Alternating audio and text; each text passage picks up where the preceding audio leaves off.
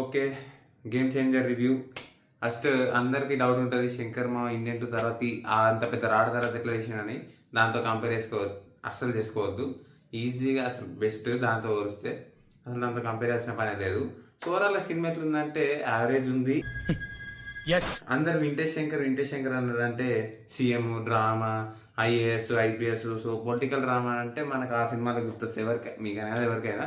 So మనం దాన్ని compare చేసుకొని వెళ్తాం, కానీ అంత ఆ రేంజ్లో అయితే లేదు.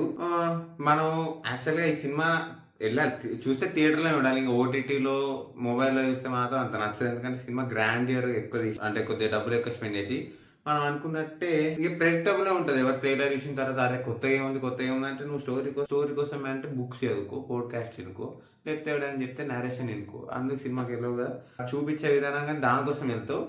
సో ఈ సినిమా వెళ్ళాలి, పక్కా వెళ్ళాలని చెప్పిన సినిమా ఇంట్రెస్ట్ ఉంది, ఏదో ఎట్లుందో కొంచెం వెళ్ళబుద్ది తెలుసుకునే వెళ్ళాలనుకుంటే మాత్రం వెళ్ళాలి. ఇంకోటి ఏం చెప్పాలంటే సినిమాలో కొంచెం ల్యాగ్ ఉంది, అంటే ప్రెడిక్టబుల్ సీన్లు వస్తూ ఉంటాయి, వాడంటాడు వీడంటాడు. అన్నిటికంటే బాగుంది ఏంటంటే ఫ్లాష్ బ్యాక్ అందరూ అసలు ట్రైలర్ చూసినప్పుడు కానీ ఏదైనా అరే హీరో లేదు రైతులుంది, రామ్ చరణ్ అసలు సెట్ కాలేదు అన్నారు. కానీ యాక్చువల్ ఆ క్యారెక్టర్ సూపర్ ఉంది. ఆ 20 minutes 25 minutes పర్ఫెక్ట్ ఉంది అసలు సినిమా. అప్పుడు మనకి వింటేజ్ అంటాం కదా, అది అనిపిస్తుంది. మరి ఇంత మంచిగా ఉంది ఇది అంటే సెకండ్ హాఫ్ స్టార్టింగ్ లో వస్తుంది, అక్కడ నుంచి ఇంకా బాగుంటది అనుకుంటాం. ఓకే పర్లేదు. అది బాగాలేంది ఏందని వస్తే ఇంకా బాగుంది ఏంటంటే రామ్ చరణ్ పర్ఫార్మెన్స్ చాలా బాగుంది. అప్పన్న రోల్ మీద డాడీ రోల్ అయితే చాలా సూపర్.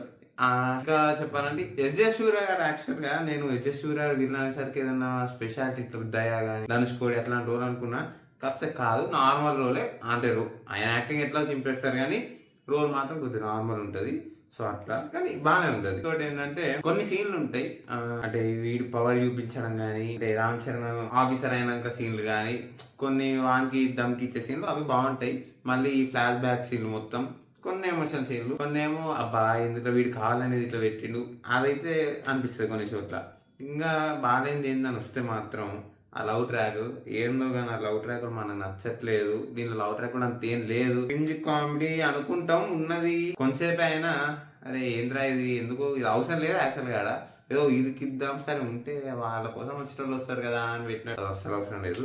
ఇంకేంటంటే స్టోరీ అంతే ప్రిడిక్టబుల్, అన్ప్రెడిక్టబుల్ అంటాడు కదా, కాదు అన్ప్రెడిక్టబుల్. సో ఇంకా శంకర్ గారు ఓకే ఇండియన్ టూ కాదు కానీ బాగానే ఓకే మేనేజ్ చేశారు. కానీ డైరెక్షన్ వరకు ఇంకోటి ఆ సాంగ్స్ మెయిన్ గా చాలా మంది డాన్సర్లు ఆ సెట్ దానివల్ల కాస్ట్ అయింది తప్ప ఇంకేం కాదు. యాక్చువల్లీ ఆ favourite song where is that హైరానా సాంగ్, ఆ సాంగ్ వల్ల యాక్చువల్లీ కొన్ని నాలుగు కొంచెం హైప్ వచ్చి ఉంటుంది, అరే ఈ మెలోడీ చాలా బాగుంది. ఆ వీడియో సాంగ్ కాదు, ఆ సాంగ్ యాక్చువల్లీ ఆ సౌండ్ లో వింటే చాలా బాగుంటుంది అనుకున్న wear is that song man. ఆ సాంగ్ లేదు, లేపేసిర్రు. మూర్తి గారు ఇలాంటప్పుడే గుండె రాయి చేసుకోవాలి. ఈ అదేంటి హై బడ్జెట్ సాంగ్ జరగండి అనుకుంటా. యాక్చువల్ దానికంటే ఇంకా మిగతా సాంగ్స్ ఉంటాయి కదా, ఆ కొండ దేవర సాంగ్ ఏదో ఉంది యాక్చువల్ అదే బాగుంది.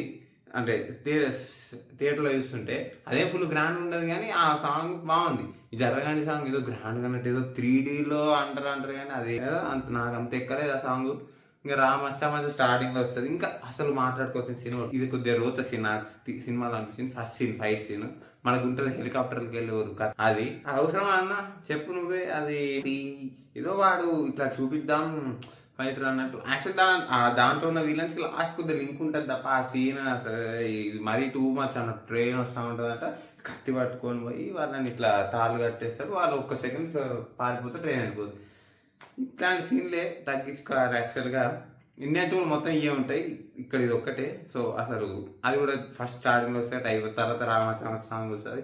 ఇక సాంగ్ ప్లేస్మెంట్ కూడా అంత పర్ఫెక్ట్గా లేదనిపించింది. ఉన్నాయి సాంగ్స్ సరే ఇక్కడ కొద్దిగా వచ్చే ఛాన్స్ ఉందేమో అని పెట్టేసినట్టు. కానీ ఇప్పుడు పుష్ప 2లో చూసుకుంటే సాంగ్స్ ప్లేస్మెంట్ చాలా పర్ఫెక్ట్ అనిపిస్తుంది నాకు. దీనిలో అట్లా లేదు. సాంగ్స్ పర్లేదు, స్క్రీన్ మైనస్ బాగానే ఉంది. గ్రాండ్యూర్ కూడా అంటే అంటే ఇది ఏంద్రా ఇది ఇట్లా అన్నట్టు కాకుండా అన్ని సీన్లు కానీ చూస్తున్నాం ఓకే పెద్ద స్క్రీన్ మీద చూస్తున్నాం కదా అదే ఫీల్ వస్తుంది తప్ప మొబైల్లో అదైతే రాదు పక్క. సినిమాలో చూద్దామని కొంచెం ఇంట్రెస్ట్ ఉన్నా వెళ్ళండి, కొన్ని సీన్లు కొంచెం బోర్ కొట్టదు తప్ప ఓవరాల్ అయితే పర్లేదు అనిపిస్తుంది మూవీ. అది ఇంకా నెక్స్ట్ ఇంకా 2 సినిమా ఉన్నాయి, అవి కూడా చూద్దాం. నాకెందుకో బాలయ్య గారి సినిమా ఓకే, అనిల్ రాయపూడి గారి సినిమా మీద పెద్ద డౌటే ఉంది. ఎక్కడో కొడుతుంది సీనా. ప్రమోషన్లు అవన్నీ ఉన్నాయి కానీ చూస్తుంటేనే క్రింజ్ అనిపిస్తుంది నాకు. ఏమో ఓకే చూద్దాం. గేమ్ చేంజర్ అయితే ఓకే పర్లేదు చూడొచ్చు, మీకు ఇంట్రెస్ట్ ఉంటే మాత్రం చూడండి. బాగాలేదని అయితే కాదు, అట్లని బాగుందని కాదు, మిడిల్లో ఉంది. నాకు మెయిన్గా goose bump scenes, high scenes ఇట్లాంటివి ఎక్కువ లేవు, ఒక్కటో రెండో. డ్రామా పరంగానే పోతూ ఉంటుంది, కొంచెం కొన్ని ఓవర్ డ్రామాటిక్ అయినట్టు ఉంటుంది. అట్లా ఓవరాల్ అయితే చూడొచ్చు. ఓకే.